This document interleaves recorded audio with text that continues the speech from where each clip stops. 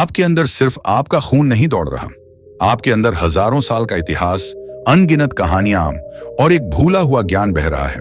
एक ऐसा ज्ञान जिसे आपके पूर्वजों ने जिया, महसूस किया और अपनी आने वाली पीढ़ियों के लिए, आपके लिए, अपनी आत्मा की गहराइयों में कोड कर दिया। क्या आपने कभी इसे महसूस किया है? किसी अनजाने शहर की तरफ एक अजीब सा खिंचाव, मानो आप वहां पहले भी रह चुके हों, या एक ऐसा डर जो तर्क से परे हो, जिसका आपकी इस जिंदगी से कोई लेना देना ही ना हो, या फिर किसी कला, संगीत या हुनर की तरफ एक स्वाभाविक झुकाव जिसे आपने कभी सीखा ही नहीं। क्या हो अगर मैं कहूं कि यह आपकी कल्पना का खेल नहीं है, यह महज इत्तेफाक नहीं, बल्कि आपके डीएनए में छिपी वो फुसफुसाहटें हैं, वो सूक्ष्म संकेत हैं जो आपके पूर्वज सदियों के पार से आप तक पहुंचाने की कोशिश कर रहे हैं। यह कोई साधारण बायोलॉजिकल थ्योरी नहीं है, यह आनुवंशिक चेतना यानी जेनेटिक कॉन्शियसनेस का वो रहस्यमय विज्ञान है जिसे हमारे प्राचीन ऋषि मुनि संस्कार और स्मृति के रूप में जानते थे।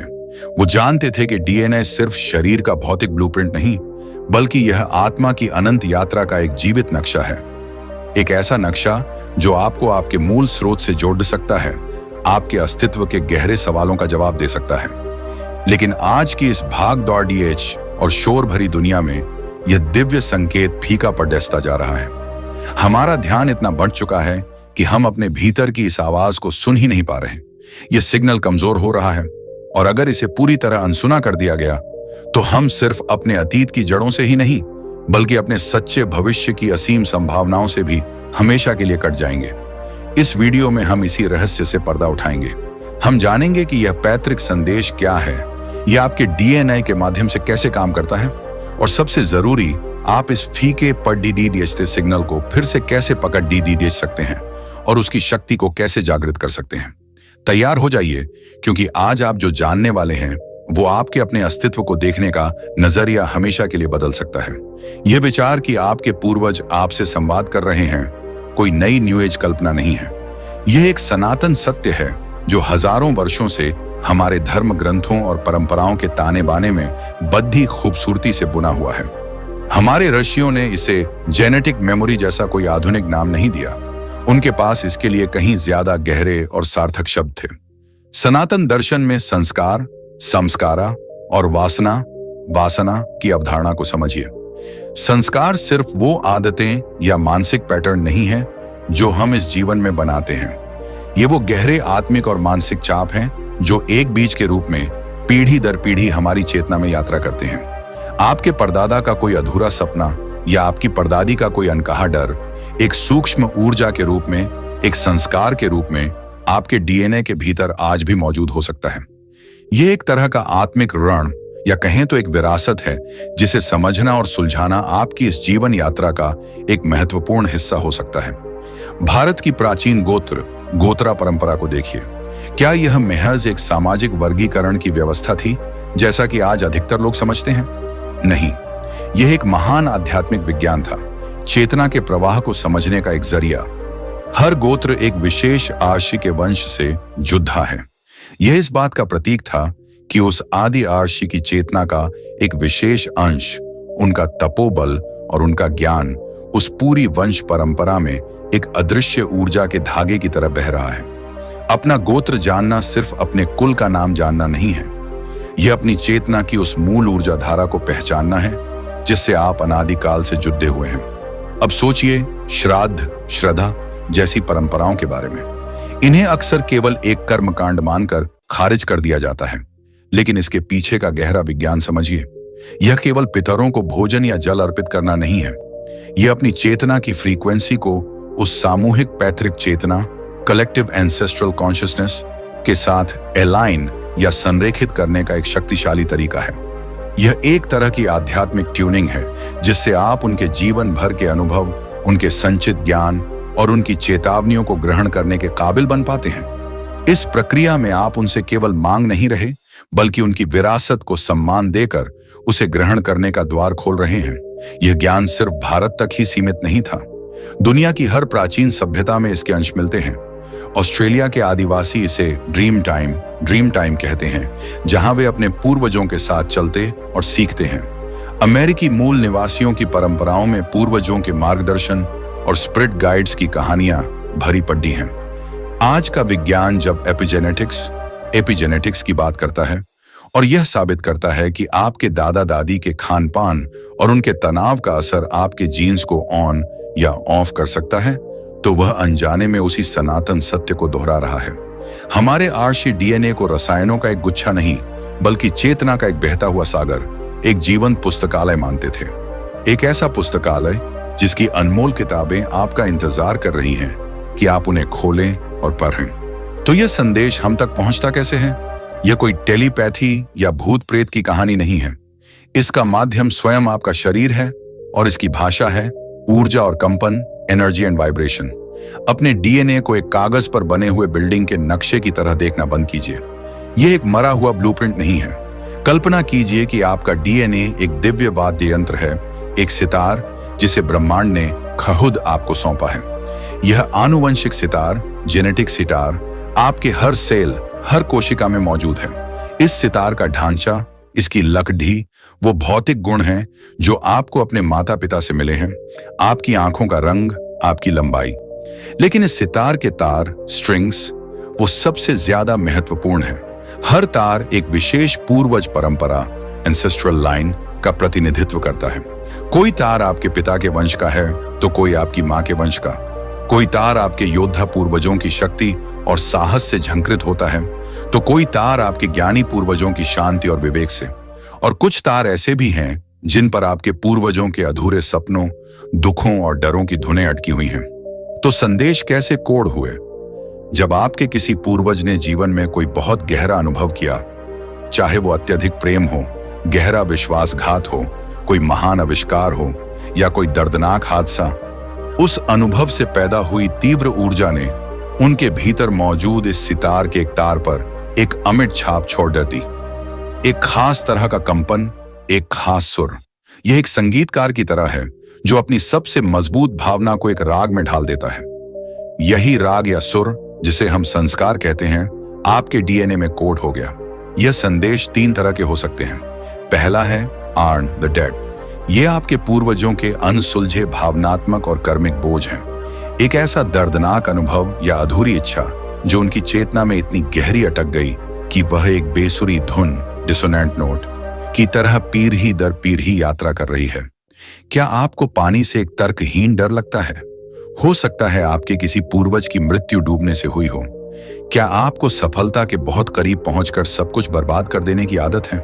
शायद यह किसी ऐसे पूर्वज का संस्कार है जिसे उसकी मंजिल के ठीक पहले धोखा मिला था। यह उनकी आत्मा की पुकार है जो आपसे उस बेसुरी धुन को ठीक करने का अनुरोध कर रही है वरदान, द गिफ्ट। यह आपके पूर्वजों द्वारा अर्जित किया गया ज्ञान, कौशल और पुण्य है। वो कला जो आपके हाथों में स्वाभाविक रूप से आ जाती है, वो पौधों और जानवरों के प्रति आपका सहज प्रेम या दूसरों के दर्द को समझने की आपकी अद्भुत क्षमता।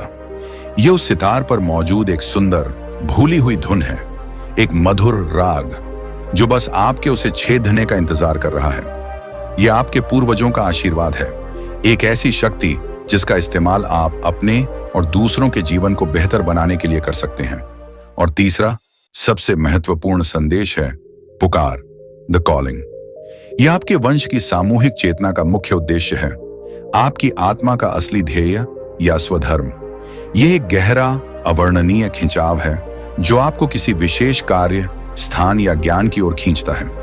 यह उस सितार का मुख्य संगीत है, उसका मुग्धा जो आपको याद दिलाता है कि आप यहां क्यों हैं। लेकिन अगर यह सब हमारे अंदर मौजूद है तो हम इसे सुन क्यों नहीं पाते? क्योंकि आज के जीवन में हमारा यह दिव्य सितार पूरी तरह से बेसुरा हो चुका है और धूल से ढक गया है। तो हमारा यह दिव्य सितार बेसुरा क्यों है? इसके तार अपनी सही धुन में क्यों नहीं है? इसका कारण है हमारा आधुनिक जीवन, जिसने हमें अपनी जड़ों से, अपनी प्रकृति से और स्वयं अपने आप से काट दिया है। सबसे पहले इस सितार पर कोलाहल की धूल, द डस्ट ऑफ नॉइज, जम गई है। आज हम सूचनाओं के अंतहीन शोर में जी रहे हैं। सोशल मीडिया, खबरें, मनोरंजन, विज्ञापन, यह 24 घंटे चलने वाला बाहरी शोर हमारे भीतर की शांति को खा जाता है। जब बाहर इतना कोलाहल हो तो अंदर की उस सूक्ष्म फुसफुसाहट को, उस दिव्य संगीत की धुन को सुनना लगभग असंभव हो जाता है। यह धूल उन तारों के कंपन को सोख लेती है और संगीत पैदा होने से पहले ही मर जाता है। दूसरा, इस सितार के तार अपनी सही अवस्था में नहीं हैं। कुछ तार तनाव और डर से बहुत ज्यादा कस गए हैं, ओवर टाइटन स्ट्रिंग्स। लगातार भविष्य की चिंता, सफल होने का दबाव और असुरक्षा की भावना हमारे नर्वस सिस्टम को हमेशा फाइट या फ्लाइट मोड में रखती है। एक बहुत ज्यादा कसा हुआ तार केवल एक तीखी, दर्द भरी और कर्कश आवाज पैदा कर सकता है। यह आज की दुनिया में फैले एंजाइटी और स्ट्रेस का संगीत है। वहीं दूसरे तार उदासीनता और उद्देश्यहीनता के कारण ढीले पड़ी डीडीएच गए हैं, लूजेंड स्ट्रिंग्स। प्रकृति से दूरी, अर्थहीन काम और गहरे मानवीय रिश्तों की कमी ने हमारे अंदर एक खालीपन पैदा कर दिया है। एक ढीला तार कोई संगीत पैदा नहीं कर सकता, वह बस बेजान पर डरा रहता है। यह आज के डिप्रेशन, आलस्य और जीवन में कोई मकसद न होने की खामोशी है। और सबसे बड़ी समस्या ये है कि हम खुद एक अनादि वादक, द अनस्किल्ड म्यूजिशियन बन गए हैं। हमें यह अद्भुत यंत्र विरासत में तो मिला है, लेकिन हमें कभी सिखाया ही नहीं गया कि इसे संभालना कैसे है, इसे ट्यून कैसे करना है और इसे बजाना कैसे है। हमारा पूरा एजुकेशन सिस्टम हमें बाहर की दुनिया के बारे में सब कुछ सिखाता है, लेकिन हमारे अपने भीतर की दुनिया के बारे में एक शब्द भी नहीं। हम अपने ही मन और शरीर के लिए अजनबी बन गए हैं। यहाँ एक और गहरा रहस्य समझिए। हमें अपने पूर्वजों से विरासत में सिर्फ अमृत ही नहीं, विष भी मिलता है। यानी सिर्फ वरदान ही नहीं, बल्कि श्राप भी। उनके अधूरे कर्म, उनके ट्रॉमा, उनका क्रोध, यह सब भी उसी डीएनए में मौजूद है। कई लोग इस डर से अपने अतीत की ओर देखना ही नहीं चाहते, लेकिन सनातन ज्ञान हमें सिखाता है कि विष का रूपांतरण, ट्रांसम्यूटेशन भी संभव है। भगवान शिव नीलकंठ कहलाए क्योंकि उन्होंने सृष्टि को बचाने के लिए विष पी लिया था। ठीक उसी तरह हमें भी अपने वंश के इस भावनात्मक विष को पीना पड़ डीडीएचता है, यानी उसे स्वीकार करना और उसका सामना करना पड़ता है, ताकि हम उसे अमृत में बदल सकें। आपके पूर्वजों का जो डर आपकी सबसे बड़ी कमजोरी है, उसे समझ लेने के बाद वही आपकी सबसे बड़ी ताकत बन सकता है। वह डर आपको दूसरों के प्रति कहीं ज्यादा दयालु और साहसी बना सकता है। इसलिए अपने पूर्वजों की पूजा आंख बंद करके नहीं करनी है। आपको एक सचेत श्रोता, एक कुशल संगीतकार बनना है। आपको यह समझना है कि कौन सा संकेत एक चेतावनी है, कौन सा एक उपहार है और किस तार को मरम्मत की जरूरत है। क्योंकि अगर हमने इस कला को अब नहीं सीखा, तो यह सिग्नल हर आने वाली पीढ़ी के साथ और ज्यादा फीका पड़ी डीडीएचता जाएगा, जब तक कि यह हमेशा के लिए खामोश न हो जाए।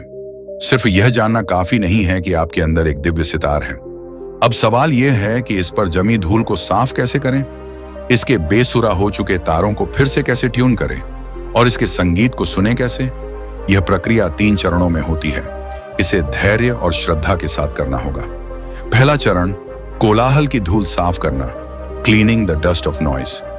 इससे पहले कि आप कुछ भी सुन सकें, आपको बाहरी शोर को शांत करना होगा। इसके लिए ये मौन की साधना, दावन से बेहतर कुछ नहीं। अभ्यास, हर रोज खासकर सुबह उठने के बाद पहले घंटे और रात को सोने से पहले 1 घंटे अपने सभी इलेक्ट्रॉनिक उपकरणों से दूर रहें। कोई फोन नहीं, कोई न्यूज नहीं, कोई सोशल मीडिया नहीं। इसके अलावा दिन में सिर्फ 15 मिनट के लिए पूर्ण मौन में बैठने की कोशिश करें। आंखें बंद करके बैठें और बस अपने विचारों के ट्रैफिक को देखें, बिना किसी विचार से उलझे। उन्हें आने दें और जाने दें। यह अभ्यास आपके मन के मैल को शांत करेगा। जैसे गंदे पानी से भरे गिलास को थोड़ी देर शांत छोड़ देने पर सारी गंदगी नीचे बैठ जाती है और पानी साफ हो जाता है, वैसे ही मौन आपके मन को निर्मल करेगा और आपको सूक्ष्म ध्वनियों को सुनने के काबिल बनाएगा। दूसरा चरण, तारों को सुर में लाना, ट्यूनिंग द स्ट्रिंग्स। अब जब शोर कम हो गया है, तो हमें अपने आंतरिक यंत्र को संतुलित करना है। तनाव और चिंता के कसे हुए तारों के लिए अनुलोम विलोम प्राणायाम का अभ्यास करें। यह सिर्फ एक सांस लेने की तकनीक नहीं है, यह आपके शरीर की सूर्य नाड़ी, पिंगला और चंद्र नाड़ी, इड्डा को संतुलित करती है, जिससे आपका नर्वस सिस्टम तुरंत शांत होता है। 5 से 10 मिनट का नियमित अभ्यास आपके अंदर के तनाव को कम करेगा और उन कसे हुए तारों को ढीला करेगा। उदासीनता और ऊर्जा की कमी के ढीले तारों के लिए पृथ्वी से जुड़ दें, ग्राउंडिंग। हर सुबह कुछ देर नंगे पैर घास, मिट्टी या रेत पर चलें। पुराने बड्ढे पेड़ों के पास समय बिताएं। चाहें तो हल्के से पेड़ को छूकर खड्डे हो जाएं। पृथ्वी में एक प्राकृतिक स्थिर ऊर्जा होती है। जब आप उससे जुड़ते हैं तो आपका ऊर्जा शरीर उस स्थिरता को सोख लेता है और आपके ढीले पड़े तार फिर से कसने लगते हैं। उनमें जीवन का संचार होता है। तीसरा चरण, संगीत को सुनना, लिसनिंग टू द म्यूजिक। जब आपका मन शांत हो और शरीर संतुलित, तब आप सुनने के लिए तैयार हैं। अभ्यास, पैतृक ध्यान, एंसेस्ट्रल इंक्वायरी। अपनी शांत अवस्था में बैठकर अपनी आंखें बंद करें और अपने मन के भीतर पूरी ईमानदारी से कुछ सवाल पूछें। हे मेरे पूर्वजों, मेरे भीतर आपका कौन सा अनसुलझा दर्द है जिसे मैं ठीक कर सकती हूं? आप मुझे कौन सा हुनर, कौन सी शक्ति या कौन सा ज्ञान देना चाहते हैं? मेरे जीवन का सच्चा मार्ग क्या है? मुझे किस दिशा में जाना चाहिए? जवाब के लिए जबरदस्ती न करें। जवाब किसी आवाज के रूप में नहीं आएगा। यह एक अचानक आई हुई तीव्र भावना, एक गट फीलिंग, एक सपने में दिखा कोई प्रतीक या आपके जीवन में अचानक होने वाली किसी घटना, सिंक्रोनिसिटी के रूप में आ सकता है। बस सवाल पूछकर एक बीज बो दें और ब्रह्मांड पर भरोसा रखें। याद रखें, हो सकता है शुरुआत में आपको कुछ भी महसूस न हो। यह सामान्य है। आप सालों से जमे हुए जंग को साफ कर रहे हैं। धैर्य रखें, अभ्यास करते रहें। जिस दिन पहला सुर सुनाई देगा, उस दिन आपकी यात्रा का सबसे बड़ा दरवाजा खुल जाएगा। तो अंत में सार क्या है? सार यह है कि आप एक अकेले बिकिन द्वीप नहीं हैं। आपकी रगों में सिर्फ खून नहीं, बल्कि एक पूरी वंश परंपरा की चेतना का सागर बह रहा है। आप एक अकेले इंसान नहीं, बल्कि हजारों कहानियों, जीतों, त्रासदियों और सपनों का एक जीवन संगम है। आपका डीएनए एक बंद किताब नहीं, बल्कि एक दिव्य संगीत है जो सदियों से सुने जाने की प्रतीक्षा कर रहा है। आज हमने जाना कि यह संगीत क्या है। यह आपके पूर्वजों के संदेश, उनके वरदान और उनके अनसुलझे दर्द का संगीत है। हमने यह भी समझा कि आधुनिक जीवन के अंतहीन शोर ने कैसे हमें इस आंतरिक सिम्फनी के प्रति बहरा कर दिया है। लेकिन सबसे महत्वपूर्ण बात, हमने यह भी सीखा कि उम्मीद है। मौन, श्वास और आत्मचिंतन के सरल किंतु शक्तिशाली अभ्यासों से हम अपने आंतरिक सितार पर जमी धूल को साफ कर सकते हैं और उसे फिर से सुर में ला सकते हैं। हम सुनने की भूली हुई कला को फिर से सीख सकते हैं। याद रखिए, यह कार्य सिर्फ आपके अपने व्यक्तिगत विकास के लिए नहीं है, यह उससे कहीं ज्यादा बद्धा है। जब आप अपने भीतर के पैतृक दर्द को समझते हैं और उसे ठीक करने का सचेत प्रयास करते हैं, तो आप केवल खुद को मुक्त नहीं करते, आप अपने अतीत को भी मुक्ति देते हैं और अपनी आने वाली पीढ़ियों के लिए एक साफ और उज्जवल मार्ग का निर्माण करते हैं। आप अपने वंश की श्रृंखला में सिर्फ एक और कड़ी ढीसी नहीं रहते, आप एक रूपांतरण बिंदु, ए पॉइंट ऑफ ट्रांसफॉर्मेशन बन जाते हैं। एक ऐसा पुल जो अतीत के विष को भविष्य के अमृत में बदलता है। आज से ही एक छोटा कदम उठाएं। 5 मिनट के मौन से शुरू करें। कुछ गहरी सांसें लें या सिर्फ एक सवाल अपने भीतर बो दें। अपने भीतर के संगीत को सुनने का इरादा ही पहला और सबसे बड़ा कदम है। और एक बात हमेशा याद रखिएगा, आज आप किसी के वंशज हैं, लेकिन एक दिन आप भी पूर्वज बनेंगे। आप अपनी आने वाली पीढ़ियों के डीएनए में कौन सा संदेश, कौन सा संगीत छोड़ कर जाना चाहेंगे? आपके भीतर कौन सी अनजानी धुन या अनकहा डर है? नीचे कमेंट्स में हमारे साथ साझा करें।